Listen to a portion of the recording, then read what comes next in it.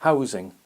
Unlike sheep, goats do not have coats which give protection from the weather, so housing is essential. To be successful, a goat house must be dry, well ventilated and provide a draft-free bed. A vast variety of buildings provide these things, ranging from the purpose-built goat house to an adapted garden shed. You will find it easier to understand what is required by thinking of the life of goats in the wild, where they would select sheltered spots to keep off the wind and the rain. If you adapt a shed, you must make sure that air can circulate above the goat's head.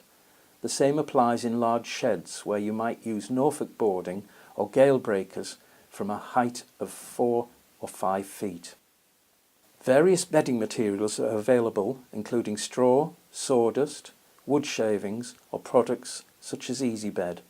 Cow mats placed on pallets provide warmth and drainage. In any case, your choice is likely to be influenced by cost and availability. Goats are fussy and wasteful eaters. They are unlikely to eat food which has fallen on the floor or drink fouled water. Wastage of hay can be very high, so various ingenious hay racks are used to save wasted hay, which can then be fed to less fussy animals. Bucket loops should keep food and water buckets high enough to prevent soiling.